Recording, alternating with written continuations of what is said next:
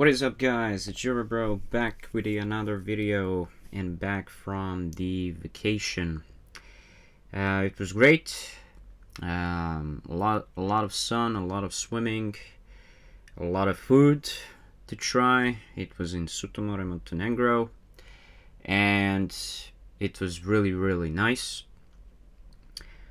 I would recommend for you guys to actually come to this destination because it's pretty darn awesome.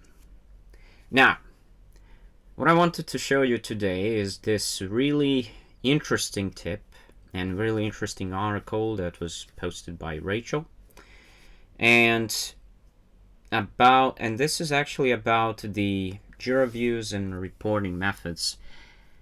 And why I'm actually doing this is because of these best practices, if I can say it like that. So if someone would ask like why I want to create a filter, well, you can say you can reuse this issue list with customizable scope and columns. So that's what you can tell them. So you can add more columns. It doesn't have to be a one column, for example. But the thing is, the most important thing I want to add here are these reporting capabilities, right? So we are talking about the reporting capabilities. So when it comes to reporting capabilities, this is like the high-level view of the options when to use each.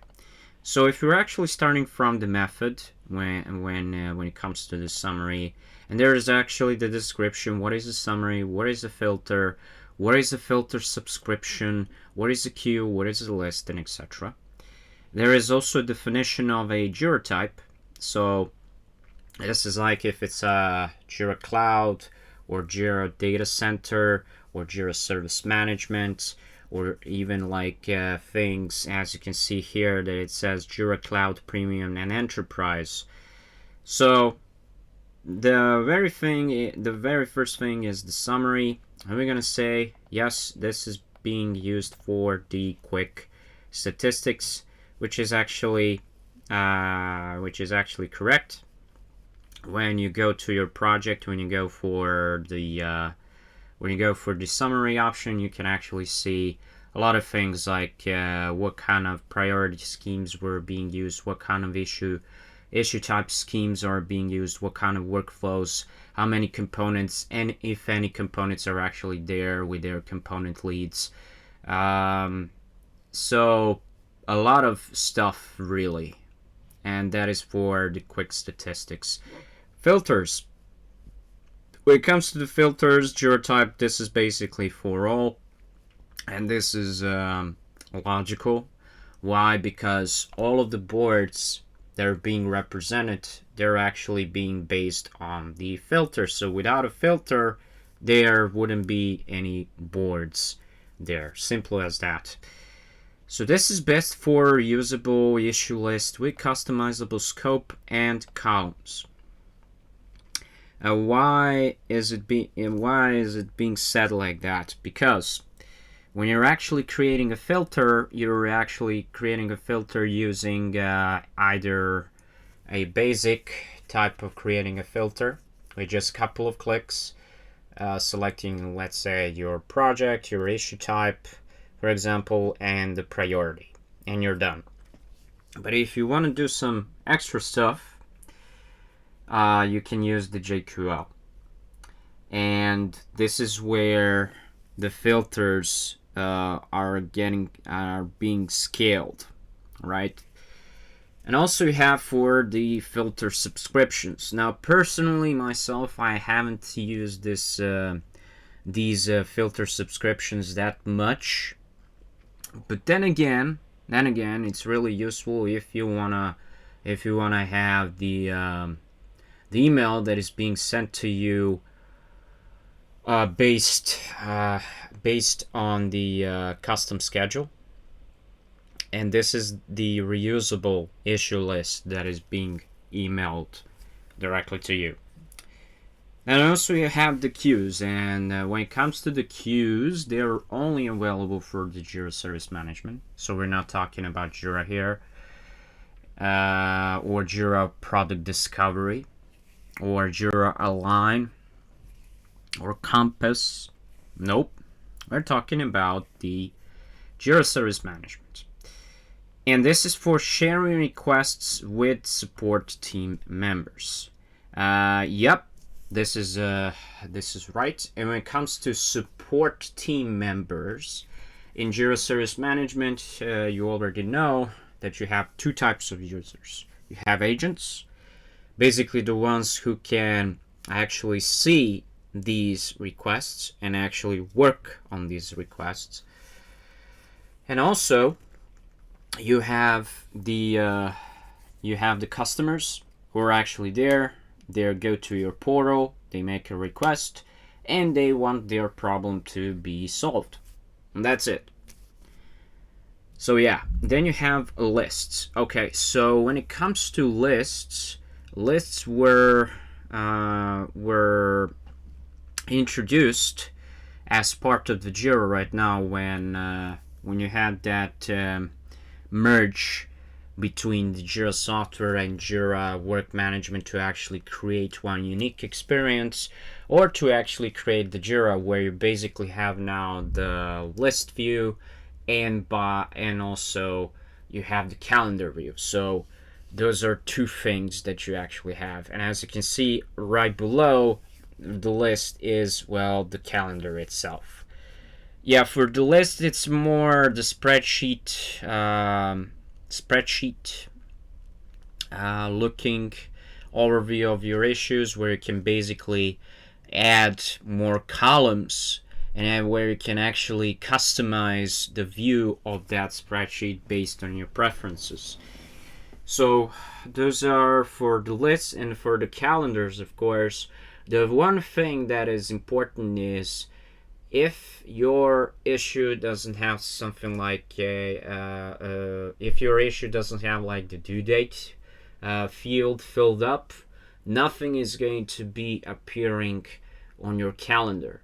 Because on your calendar, well, when you think about it, the calendar is actually there to remind you what issues need to be done and what is the due date of that issue. So it's actually the visual representation of the due date.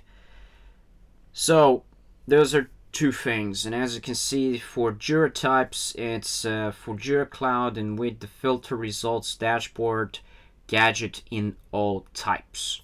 And that's right. And also you have the timeline, which is actually in here. It's specified to be available in the Jira Cloud. And basically, timeline is all about the project planning. And within the timeline itself, it was called before as a roadmap, right? Where you would have to specify mostly your epics. Now it really depends. It really depends on how your teammates and the team overall are actually requiring to actually see the timeline. It doesn't have to be like your teammates, it can be your stakeholders. And they want to see like the timeline when each of the features is planned to be developed. And for that, mostly you're going to be using epics, because epics are in software development especially, they're really designed for creating a specific feature for your application. And here it says visualizing plans and dependencies. Yes, that is correct. Because let's say you have sign up and you have log in. Which feature do you think is dependable on the other one? Of course, it's gonna be the login. is dependable on the sign up, because in order to have the account, you need to actually sign up first for that account so you can log in to that account later. But that is a different story. Then you have a roadmap, okay, here, which is plan.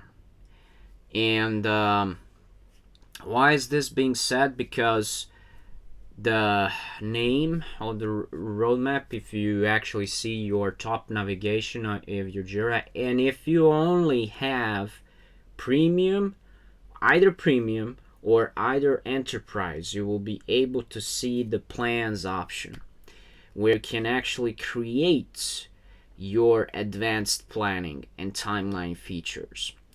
Then you have options for expandable issue hierarchy, which is only available for Jira Premium and Enterprise, or with an app in all types. And why is this being used for? This is for organizing parent and child issues. Then you have reports, right? Reports like burn up charts, burn down charts. You have like resolve versus created chart, you have pie charts, and etc. And this is for quick real-time insights, and this is actually correct. If you're like a scrum master and you want to see what is going on in your sprint, you're probably going to be looking into the burn up charts a lot.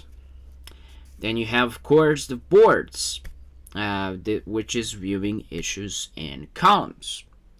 And those columns are, of course, mapped with the workflows. And those workflows have statuses. And you already know the story.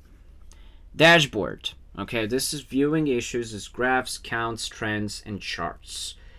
Right, where you can add something like activity stream gadget, where you basically can see the overview of, well, the activity that is happening within your site.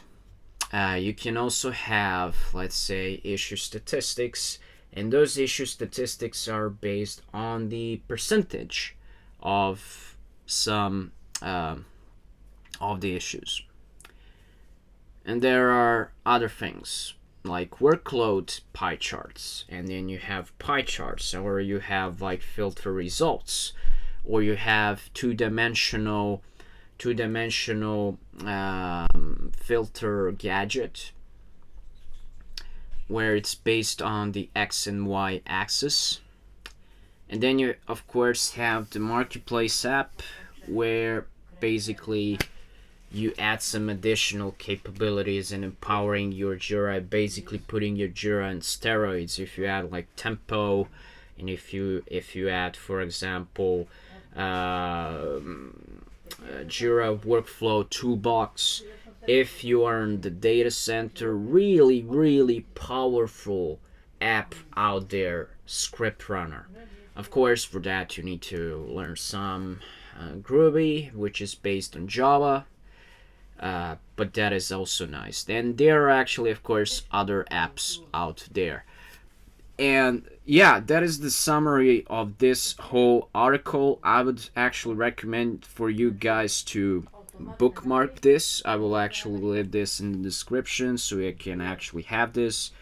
But yeah, that is it. I hope you guys have a nice day, and I will see you guys in the next video. Stay safe. Bye bye.